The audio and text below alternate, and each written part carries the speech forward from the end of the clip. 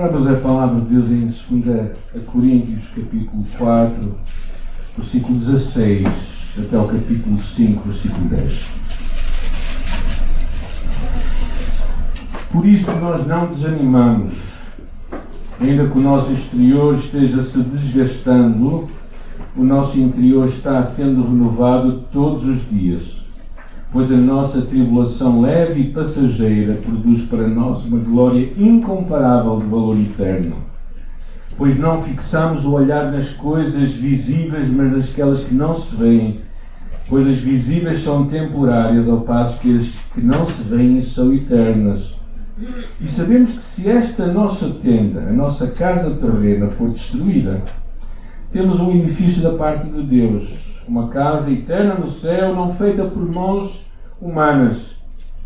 Enquanto estamos nessa tenda, gememos, desejando ser revestidos da nossa habitação celestial. Pois se de facto estivermos vestidos, não seremos achados despidos. Porque enquanto estamos nesta tenda, gememos e somos afligidos, pois não queremos ser despidos, mas sim revestidos, para que aquilo que é mortal seja absorvido pela vida. Foi Deus mesmo quem nos preparou para isso e nos deu o Espírito como garantia. Portanto, estamos sempre confiantes, sabendo que enquanto presentes no corpo estamos ausentes do Senhor, porque vivemos pela fé e não pelo que vemos.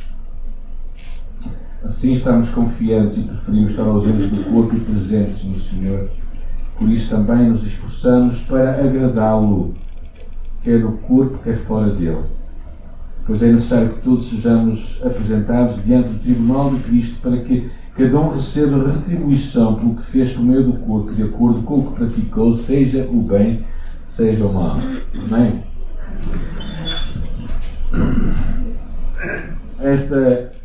Alguém acha que está a envelhecer? Quem está a rir tem mais quase 40 anos, quase certeza. Mas pronto. Nós apercebemos isso, não é? Eu fui operado há 10 dias atrás. Alguns tentam melhorar a aparência com alguns cremes, algumas tentativas de mudarmos aquilo que nós realmente estamos a ser com o tempo, não é? Mas chega uma altura em que a nossa idade do condor chega e começamos a mostrar sinais da nossa vida. Ao estar a pensar nesta passagem, eu pensei um pouco na minha história de vida aqui, minha, da minha esposa e em parte dos nossos filhos que nos acompanharam nesta caminhada. E em parte é uma pequena reflexão, já que não vão ter a alegria de me ouvirem no próximo domingo.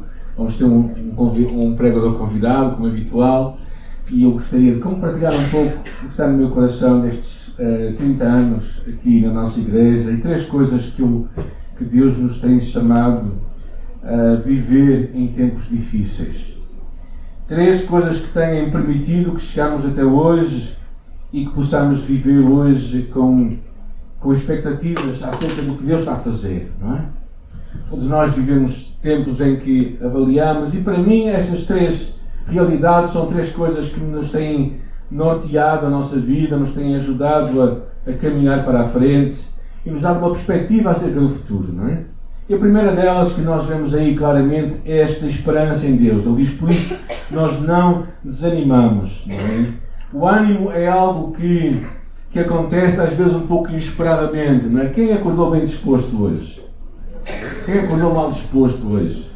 Ok, alguns também acordaram. O ânimo é assim, não é? Às vezes nós acordamos bem dispostos, outras vezes mal dispostos. Há todo tipo de... O ânimo é uma coisa que acontece, não é? Às vezes sem percebermos porque é que nós estamos assim. Já aconteceu vocês terem... chegar a hora às 10 da manhã e dizer assim: mas porquê é que eu estou tão mal disposto hoje? Às vezes é assim. A questão não é só um ânimo temporário, mas é uma continuidade que nós precisamos. A esperança do apóstolo Paulo estava nisto, não é? Ele diz: ainda que o nosso exterior esteja desgastando. E eu lembro quando cheguei aqui tinha muita energia assim, não é? Eu às vezes vejo os meus filhos a cuidar dos netos, e eu penso assim, mas como é que eles conseguem ter tanta energia? Eu fico admirado como é que os pais conseguem ter tanta energia para cuidar dos filhos, não é? Claro, eu já tive. Mas a verdade é que vai assim, muitas vezes o passar dos anos vai nos trazendo muito desânimo também. E basicamente o apóstolo Paulo levanta este tema da esperança. Esta esperança no Deus do amanhã. Esta esperança no Deus que está. E Paulo não fala de estar imune ao desencorajamento do ministério. Na verdade, esta carta é escrita um bocadinho para defender o seu ministério. Havia muita gente crítica acerca de quem era Paulo. E muita gente estava a criticar o ministério do apóstolo Paulo. E Paulo se levanta para defender um pouco o que é que ele estava a fazer. Então esta carta surge um bocadinho nisto. E no capítulo 4, é muito interessante, no versículo 6, ele fala acerca do Evangelho, diz: das trevas brilhará a luz. Fala acerca do poder do Evangelho. E depois diz o versículo 7, temos, porém, este tesouro em vasos de barro, para que o poder extraordinário seja de Deus e não nosso. Então o apóstolo Paulo sabia que a esperança não estava nele ou nas capacidades que ele tinha, mas a esperança estava no tesouro, que era Jesus e o Evangelho de Cristo. Então, quando tu olhas para ti, quando tu olhas para mim, somos meramente vasos. Não é porcelana, é barro. Okay? Há uns que confundem barro com Vista Alegre, mas não é Vista Alegre nem Limoges. É barro. Ou seja, barro puro, barro sem grande formato, sem grande beleza. Somos vasos de barro para que a glória seja dele e não tua ou minha. Eu acho que isto é uma das coisas que nos deve dar esperança, é por causa do Evangelho, não é por causa de nós. É por causa de tu perceberes que ainda que tu falhes, ainda que tu vais falhar e vais cair, ainda que haja momentos de debilidade em tua vida e em que tu, na verdade, não estás como gostarias de estar, mesmo assim, a esperança está em Deus, não está em nós. Então quero te encorajar nesta manhã a ter esta ideia. O apóstolo Paulo dizia, interessante, não é? Diz, isto é um comentário que eu estava a ler do Novo Testamento, versículo por versículo. É um bom antídoto contra o medo da morte, a descoberta que à proporção em que o corpo envelhece e decai, a alma se torna mais jovem e revigorada. O nosso homem exterior está se degradando, envelhecendo, mas o nosso homem interior está-se renovando. Esta é a grande perspectiva. A perspectiva do apóstolo Paulo é muito interessante. Ele fala da ideia de que a aflição é leve, enquanto a glória é pesada. A aflição é superficial e momentânea. A glória tem repercussões eternas. A aflição tem propósito. A glória está acima de toda a comparação. Agora, quando nós pensamos isto, quando nós passamos por dificuldades ou tribulações ou aflições, ela é pesada ou é leve?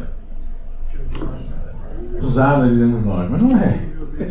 Ela é leve comparada com o que Deus tem para nós.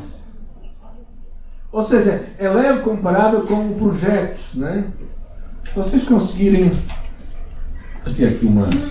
conseguirem imaginar aqui um fio que vá desde aqui, desde este ponto até este ponto aqui, e se conseguirem imaginar que a nossa vida é simplesmente este pontinho aqui, a tua vida, a minha vida, este pontinho aqui numa eternidade, isto é leve ou pesado? É grande ou pequeno? Eu acho que o que Paulo nos queria nos ensinar, e o que eu tantas vezes tenho que pensar, é ter a perspectiva certa.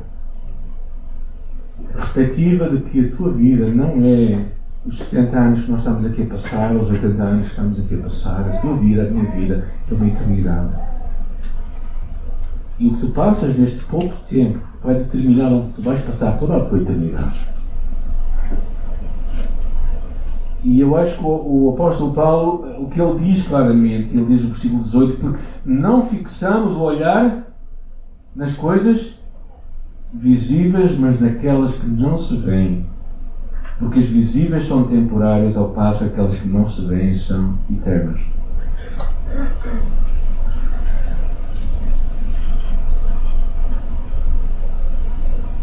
Então esta perspectiva é uma coisa que é muito difícil de ter, não é? Eu brinco com os jovens, muitas vezes perguntando quantos anos tem a minha camisa. Eles sabem que eu gosto de brincar com eles por causa disto. Porque quantos anos pode ter uma camisa? Hã? Muitos, não é? Agora, se perguntarem a um jovem quantos anos têm as camisas deles, vocês vão perceber que tem poucos anos, não é? Quando eu digo que esta camisa tem 20 anos no meu corpo, ou 25 talvez, se calhar não acreditam, não é? Mas é verdade. Mas isto vai se rasgar um dia, certo?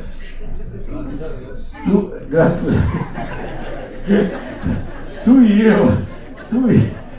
eu estamos a mudar, certo? Quantos de nós têm cabelo na cabeça? Não é? Quantos de nós temos cabelos brancos, quantos de nós não temos cabelo na cabeça já? Não é? Esta perspectiva é uma coisa muito interessante, porque eu acho que nós vamos perdendo muito isto. Quando nós, muitas vezes no ministério, no trabalho de Deus aqui, em que nós passamos, houve muitas alturas em que nós precisávamos ter uma perspectiva para o futuro, para aquilo que vinha para a frente. E perceber que a tribulação que estávamos a passar naquele momento era leve e momentânea. Leve e momentânea. E ela tem um propósito que é muito difícil de ter. Não sei se já viram, ao passearem pelas montanhas, já viram a pele de uma cobra deixada no caminho. É muito interessante, porque a cobra perde a pele porque dentro dela se forma uma nova, mais bonita. E também neste projeto de vida em que tu e eu temos aqui na Terra, nós também enfrentamos dificuldades, tribulações, e vamos ter que fazer uma escolha. Se vamos defender a nossa pele que se está desgastando, se nós vamos defender a alma que está criando dentro de nós. Um homem, Jim Elliot, disse: sensato é o homem que gasta aquilo que não pode conservar a fim de obter aquilo que não pode perder. Este homem, aos seus penso que 30 e poucos anos, deu a sua vida no Peru para que o Evangelho chegasse a uma tribo lá e Cristo fosse formado naquela tribo. A sua mulher visitou uns anos depois aquela tribo e visitou as pessoas que mataram o seu marido, porque ela acreditava que aquilo que estava dentro dele, o Evangelho que estava dentro dele, era muito mais importante que a sua vida temporária. E a questão que eu tantas vezes me pergunto é qual é a nossa visão acerca do que está a acontecer em nossa vida. Muito interessante que ele fala esta nossa tenda. Ele fala da tua vida, da minha vida, como uma tenda, uma coisa temporária, uma coisa que estamos de passagem.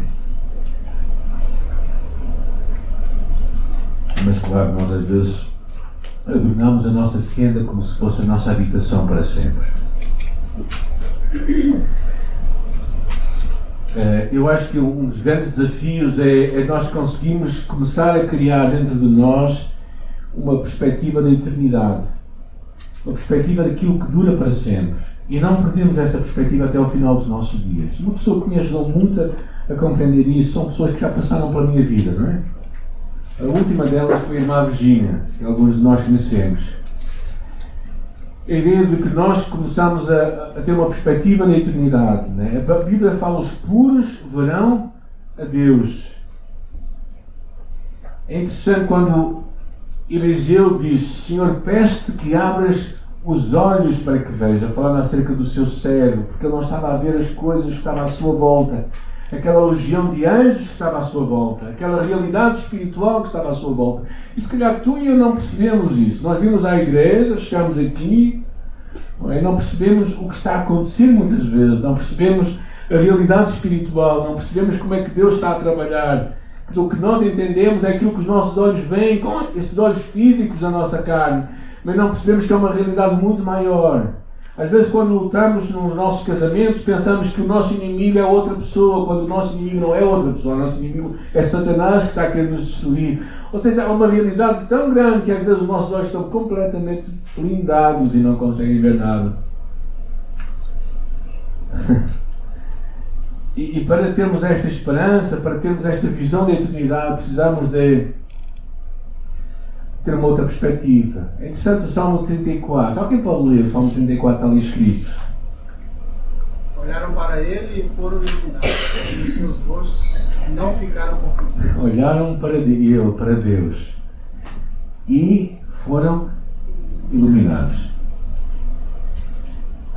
Tu e eu estamos a viver momentos, não sei como é que está a tua vida a correr no presente.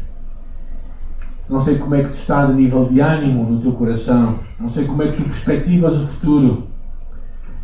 Mas o segredo de uma visão que vai ter esperança é olhar para Deus. Olhar para Deus. Porque quando tu olhas para Deus, tu vais ser iluminado. É como aquela experiência que Moisés teve na presença de Deus lá no cimo do monte. E quando ele viu a Deus, o que aconteceu com o seu rosto? Foi completamente transformado. E é interessante, quando ele desceu, não é? Quando ele desceu daquele monte, as pessoas perceberam o que é que ele tinha visto. E ele cobriu o seu rosto. Talvez também até porque não quisesse perceber que o seu rosto estava a ser mudado outra vez para ser o velho Moisés. O velho Moisés. Eu espero que tu consigas, no meio dos momentos que estás a viver, às vezes de lutas, dificuldades, tu possas conseguir olhar para Jesus e ter uma perspectiva de eternidade. É interessante quando essa história, numa altura em que as viagens eram feitas essencialmente de barco, um missionário regressando à sua casa natal em Nova Iorque, e ao chegar ao porto, aquele porto marítimo, ele viu um mar de gente lá. E ele pensou que estavam a dar-lhe as boas-vindas, ele ficou muito comovido. Mas ao perceber à sua frente ser o presidente dos Estados Unidos, e toda a gente o saudou. E ele saiu quase sozinho daquele navio. E enquanto saía, ouviu uma voz de Deus: meu filho, ainda não chegaste a casa. Às vezes nós lutamos muito por sermos cumprimentados por homens que se vão esquecer de nós amanhã. Às vezes nós trabalhamos muito pelo aplauso dos outros, para parecermos bem aos outros, para criarmos uma boa impressão. Às vezes temos uma grande propensão para coisas que passam num instante, gente. A fama, a beleza, aquilo que aparenta ser, que vai-se embora. Nós nos esforçamos demais para guardar aquilo que passa no instante. E nos preocupamos tão pouco e nos preparamos para chegar a casa. E por isso o apóstolo Paulo entra num outro tema muito interessante, que é desenvolvermos uma fé na presença de Deus. Ele diz assim, o versículo 6: por isso estamos sempre confiantes, sabendo que, enquanto presentes no corpo, estamos ausentes do Senhor, porque vivemos pela fé e não pelo que vemos. Esta frase é muito interessante. Vivemos pela fé e não pelo que vemos. Quem acredita que Deus tem poder para curar algo fisicamente, espiritualmente? Graças a Deus. E quando Deus não cura? Quantas vezes oramos por irmã? Viver pela fé é continuar a viver, mesmo sem a cura de Deus, mas acreditando que Ele está connosco. Viver pela fé, às vezes nós vemos milagres, e graças a Deus pelos milagres. E graças a Deus pelos milagres que não acontecem no tempo que nós pedimos. Às vezes, quando nós vemos a vida de algumas pessoas, como a vida de Abraão, e quando Deus faz uma promessa: Abraão, tu serás o pai de muitas nações, e percebemos que só passado 30, não é 3 anos, nem 3 meses, 30 anos Deus respondeu àquela oração. Isto é fé. é tu persistires com Deus, sem ver. Andamos pela fé e não por vista. Porque a fé é a prova das coisas que não se veem. Quando tu vês a manifestação de um milagre de Deus, de uma resposta de Deus, nós só podemos ser gratos a Deus. Isso vai encorajar a nossa fé. Mas quando tu não vês a resposta de Deus como tu gostarias de ver, isso não deve desanimar a tua fé. Isso deve motivar a tua fé a continuar a persistir naquilo que tu crês que Deus tem para a tua vida. Por isso não desistas. Porque nós vivemos pela fé e não por vistas. Às vezes no meio das perdas, não é? Sabemos que é muito difícil. É interessante alguns versículos que eu trouxe para nós. Isaías 54 diz: por um breve tempo te deixei, mas te darei de volta com grande compaixão. Muito interessante esta ideia de Deus nos deixar por um breve tempo. Deus parece que nos abandonar, Deus parece que nos pôr ali num canto e deixar que nós fiquemos ali. E este tempo às vezes não parece tão breve assim. Isso parece muito longo. E nós tendemos a desanimar e dizemos: Senhor, há tanto tempo te peço um milagre, há tanto tempo eu peço que tu venhas ao meu encontro. E nós esquecemos uma coisa, que o silêncio de Deus não é a ausência de Deus. E talvez seja uma das lições maiores que eu tenho aprendido na minha vida, tantas vezes, é que às vezes Deus opta por ficar silencioso no meio das nossas lutas. Mas Ele não está ausente. Ele não está ausente de nós. Ele não se foi embora.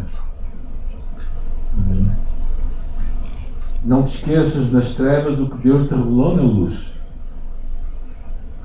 Porquê? Porque é interessante, não é? O que Hebreus nos chama a fazer, fixando os nossos olhos em Jesus, o autor e consumador da nossa fé. O livro de Abacuque lemos: ainda que a figueira não floresça, nem haja fruto na vide, ainda que decepcione o produto da oliveira e os campos não produzam mantimento, ainda que as ovelhas da malhada sejam arrebatadas e nos corrais não haja gado, todavia eu me alegrarei no Senhor e exultarei no Deus da minha salvação. A ideia de que nada estava a acontecer daquilo que era previsível, mas mesmo assim Abacuque iria continuar em crer em Deus, porque Deus não muda. Sabem, quem já usou uma bússola para se conduzir? É muito interessante uma bússola, porque tu usas uma bússola e usas um mapa que foi escrito agora, e sabem que os mapas são dinâmicos, porque as estradas são construídas, as montanhas são destruídas, então o que significa que há poucas coisas certas num mapa. Nos comandos nós tínhamos mapas de 40, 50 anos de idade. Era de propósito que nos davam. E diziam: está aqui um mapa, está aqui uma bússola, chega ao quartel se queres ir fim de semana. E nós tínhamos que chegar ao quartel. E sabes como é que eu chegava ao quartel? Era principalmente a bússola, que me dizia o norte. E a bússola não muda. A bússola indica o norte sempre. E Deus também não muda. As circunstâncias à nossa volta vão mudar muitas. E tu vais ser tentado a ficar desanimado ou animado de acordo com os momentos, não é? Hoje vamos chegar a casa, alguns vão dizer assim: o culto hoje foi muito bom. E outros vão dizer assim: o culto não foi lá grande coisa. E o culto nós fazemos para quem? Já agora, irmãos, desculpem. O culto é para Deus. Por isso, se calhar, a maior pergunta que tu podes fazer é: Deus, o que é que tu achaste deste culto? E perguntares a Ele verdadeiramente. Claro que nós confundimos as coisas, nós achamos que o culto é para nós, não é? Mas na verdade o culto é para a glória de Deus. Nós identificamos mais ou menos, ou gostamos mais ou menos, mas, irmãos, os gostos passam, não é? Nós também passamos. A vida de fé que Deus nos propõe, não é? É uma vida que consegue viver os silêncios de Deus, os momentos difíceis. momentos em que nós pensamos em desistir. Nestes 30 anos que eu e a minha esposa temos estado aqui, não é? Tem havido momentos também assim, momentos em que parece que Deus está silencioso. Ou alguns momentos até que parece que Deus está a zangar connosco. Mas Deus continua presente. Enquanto Ele estiver presente, nós não queremos ficar ausentes.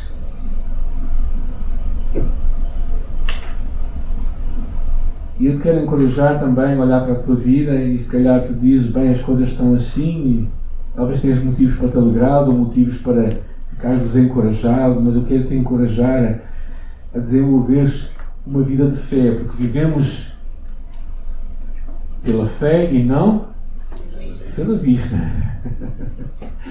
Olha como aquele irmão é abençoado. Isso é vista, gente.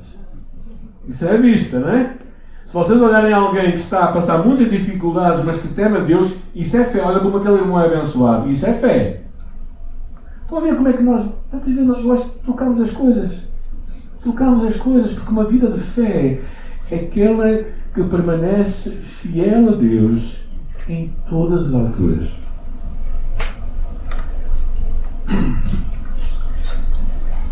E o último ponto que quero partilhar convosco é este, o versículo 8. Alguém pode ler 8 e 9?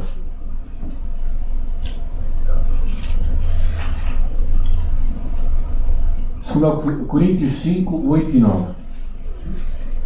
Entretanto, estamos em plena confiança, preferindo deixar o corpo e habitar com o Senhor.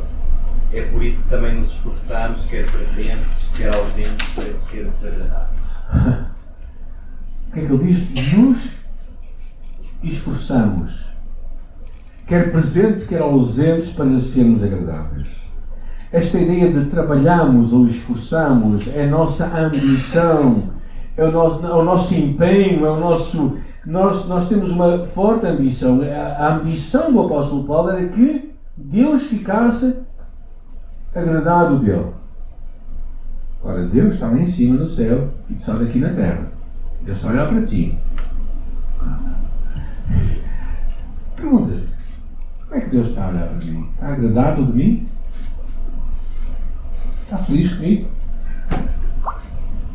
Alguns já estão a pensar, bem, por que é que hoje vim à igreja? O apóstolo Paulo tinha essa grande ambição que era agradar a Deus. Era que Deus, sabem o que é agradar?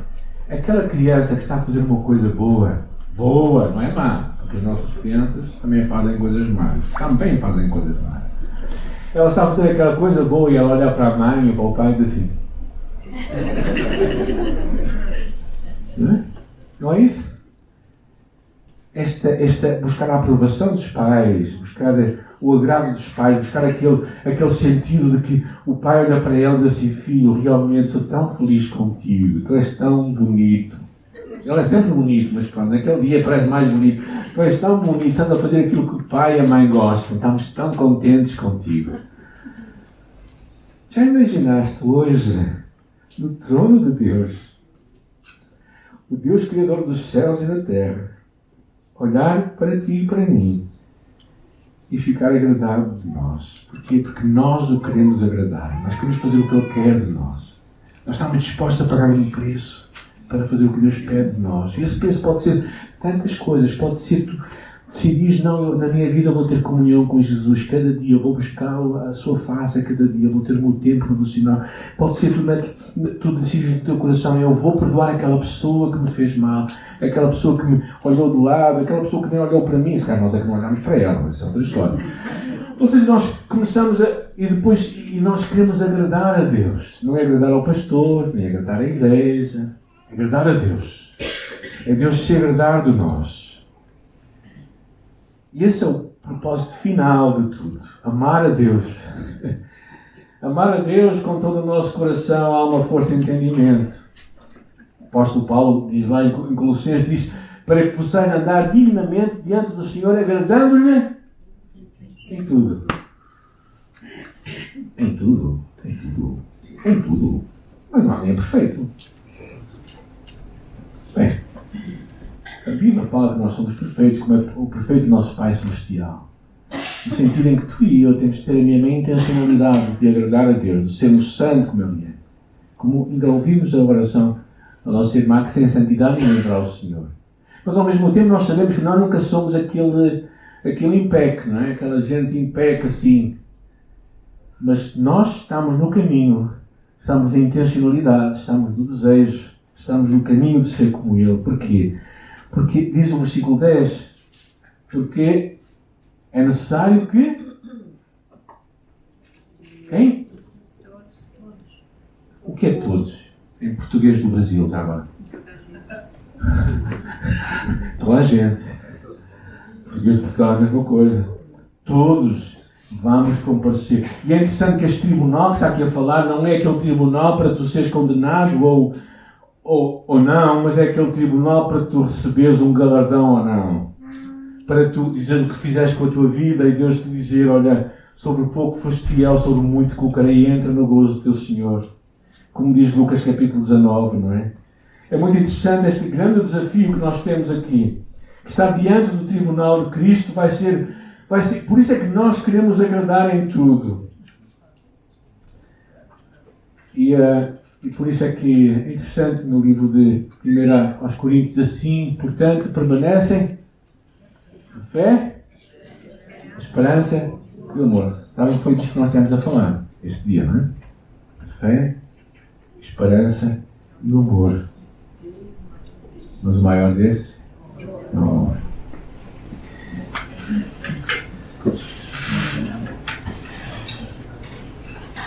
E nós vamos fazer 30 anos como igreja, é uma grande alegria estar com cada um de vocês aqui nesta manhã. Vocês alegram muito o nosso coração por tudo que Deus está a fazer e vai fazer na vossa vida. Estamos muito alegres por Jesus, tudo o que Ele tem feito em nós. E o meu desejo, e certamente sei que é da minha esposa também, é que um destes dias, quando nós chegarmos a casa, possamos ouvir de Jesus as suas palavras, foste fiel um pouco, sobre muito colocarei, entra na alegria do teu Senhor. O meu desejo também para cada um de vocês que possa ter esta mesma paixão, este mesmo empenho de amar a Deus acima de todas as coisas, de querer agradar-lhe em tudo, de estar preocupado não com a agenda dos outros, não com a admiração dos outros, não com o número de seguidores que nós temos no Instagram ou no Instagram, ou o que seja, mas que na verdade no final Cristo veja a tua vida e a minha vida e possa nos aprovar e possa realmente se agradar de nós. E quero te encorajar, se podes esquecer toda a mensagem, não esqueças uma coisa, a coisa mais importante da tua vida é tu agradares a Deus. E se calhar se tu pegares nesta frase, o que é que eu posso fazer para agradar a Deus hoje? Tu vais tomar decisões na tua vida hoje. Vais tomar decisões para amar alguém de uma forma diferente. Vais tomar decisões para cuidar de alguém de uma forma diferente. Vais tomar decisões para passar tempo com Deus. Vais tomar decisões para dar mais do teu tempo a alguém. Não importa. O que importa é que tu tens uma decisão no teu coração, que o que tu queres na tua vida é agradares a Deus. A tua carne está a lutar dentro de ti, não é? E diz assim, mas eu não posso fazer isto enquanto a outra pessoa não fizer isto, não é? Mas verdadeiramente o que Deus quer é que tu agrades a Ele, com o teu coração, com a tua vida, com as tuas escolhas, porque permanece a fé, a esperança e o amor, mas a maior delas é o amor. E Deus te quer chamar a amar com todo o teu coração, alma, força e entendimento. Quero nesta manhã orar por ti também, quero orar que o Senhor possa trazer esperança ao teu coração, porque Deus é um Deus de esperança. As coisas que passam, momentâneas e leves e passageiras, vão acabar no instante. Mas as coisas de Deus são coisas eternas. Eu quero te encorajar a ter uma visão de fé. Andares por fé e não por vista. olhares crendo naquilo que Deus tem para ti e te chama a realizar, independentemente dos resultados que tu estás hoje a ter. Tu vais ser fiel a Deus, tu vais cumprir a sua chamada, tu vais usar os teus dons, tu vais viver para Ele, cumprindo o que Deus tem para a tua vida. E finalmente tu vais decidir no teu coração que tu vais agradar a Deus em todas as coisas. Seja da forma como tu lidas com as outras pessoas, seja da forma como tu tratas a tua família, seja da forma como tu passas o teu tempo com Jesus. Tu vais agradar a Deus em todas as coisas. E Deus vai ficar a olhar para ti e vai realmente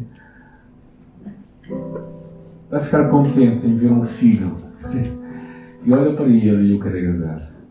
Por isso, Senhor, esta manhã eu oro, Pai, por cada um de nós. Tantas vezes lutamos com o imediatismo, com coisas que estão tão visíveis à nossa vista, mas são tão pouco eternas. Eu quero orar, Pai, para que nos deis uma visão diferente, que abras os nossos olhos, como abriste os olhos de Geazi, Senhor. Eu quero orar a Ti para que Tu, Senhor, possas realmente nos dar uma dimensão daquilo que é Teu, Senhor Jesus, daquilo que vem de Ti.